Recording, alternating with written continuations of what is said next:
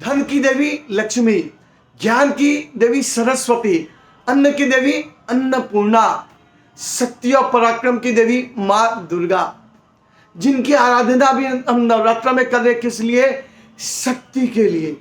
और शक्ति किस लिए चाहिए?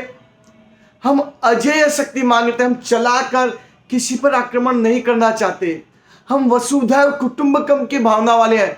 मगर जब भी कोई हम पर अत्याचार करे, आक्रमण करे, हमारे साथ गलत करने की सोचे, तो उसे का विनाश करना भी हमारा ही दायित्व है। याद रहे, हम अपने बच्चों को डांस, सिंगिंग, अलग अलग तरह की क्लासों में भेजते, कैरियर के लिए भी तैयार करते हैं। इसलिए आवश्यकता पड़ने पर हमारे बच्चे सरस्वती, लक्ष्मी, अन्नपूर्णा का रूप तो ग्रहण करते ही हैं, सब कुछ कर रहे हैं।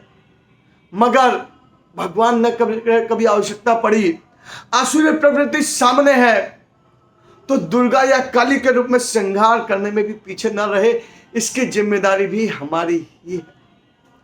और आसुरी प्रवृत्ति होती क्या है?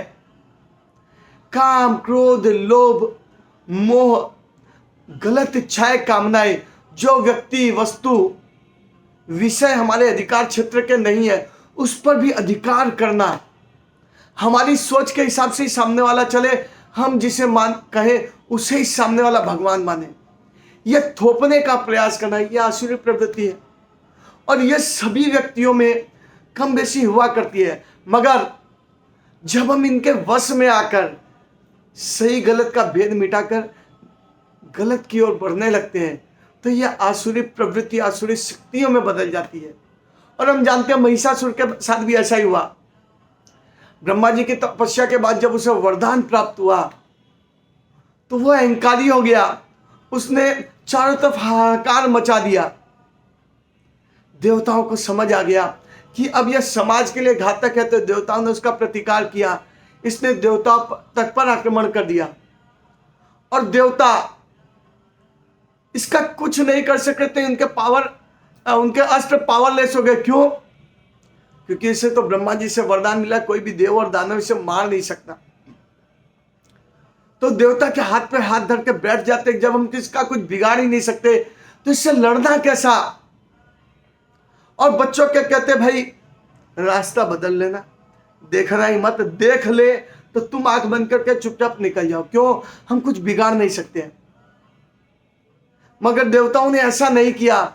सांगठनिक रूप से सभी ने मिल करके विचार मंथन आरंभ किया।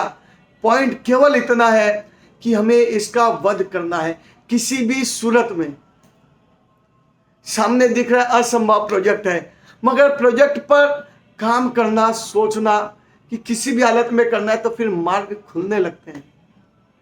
देवताओं ने ब्रह्मा, विष्णु, महेश के साथ मिलकर विचार मंथन किया, इसके पॉजिटिव नेगेटिव एस्पेक्ट को समझा, और जब इसका काट समझ में आ गया, तो सभी देवताओं ने सांगठनिक रूप से प्रकाश पुंज से मां दुर्गा का सृजन किया।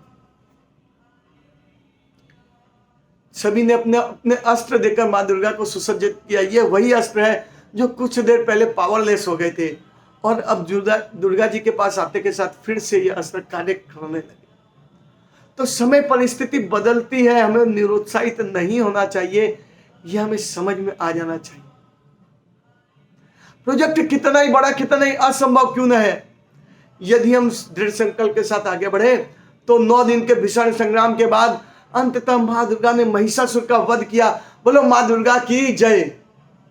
बुराई, आसुरी प्रवृत्तियों पर अच्छाई एवं दैवीय शक्तियों की विजय।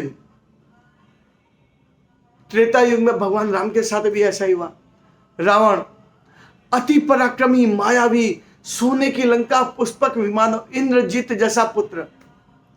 और उस समय भगवान राम के पास क्या था? जब सीता जी को ले गया रावण, वो और लक्ष्मण, साथ में कोई नहीं, कुछ नहीं, पता भी नहीं किधर ले गया।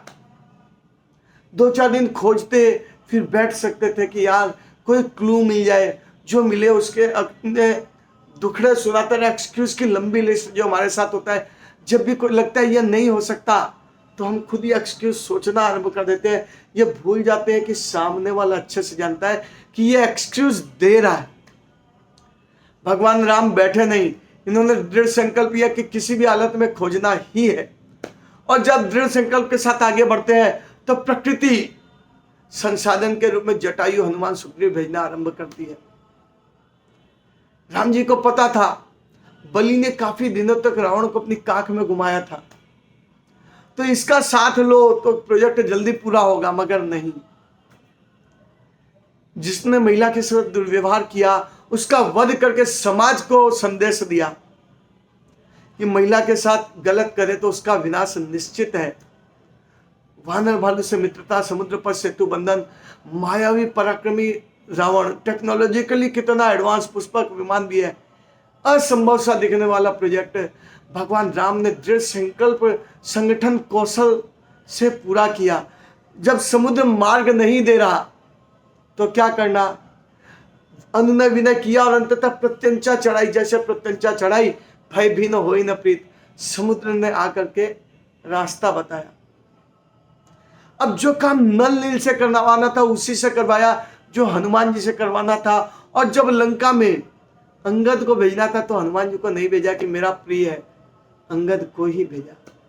हमें याद रखना चाहिए जिसका कार्य है, जिस विषय में जो सही है उसे कार्य दे। एक छोटी सी गिलहरी मीन्स छोटा पार्ट भी यदि हमारे मैनेजमेंट का है तो उसे भी अप्रिसिएशन देना चाहिए। हमें राम जी से सीखना चाहिए। और सबके समन्वय से अंततः विजयादशमी के दिन रावण का वध हुआ। बोलो भगवान राम की जय। देखिए, भक्ति के एंगल से बहुत बार हमने विषय सुने। आज मैंने आपको motivation, mind power, life lesson, management, team building के एस्पेक्ट से बचाने का प्रयास किया है। यदि हम यह बात समझ जाएं तो निरुत्साहित मत होइए। प्रोजेक्ट कितना बड़ा है, महिषासुर रावण को परास्त करने से बड़ा नहीं हो सकता। और साथ ही हमें अपने बच्चों को उस दिन के लिए भी तैयार करना है। भगवान न करे कभी कष्ट आए, असुर सामने आए, मगर आए तो यह ब्यूटी क्वीन माँ दुर्गा काली बनने में पीछे न रहे, इसकी तैयारी करके रखनी चाहिए। तभी 9 दिनों की नवरात्रा और दूसरे दिन विजयादशमी का पर्व हमारे लिए सफल होगा। दुर्गा माता की जय।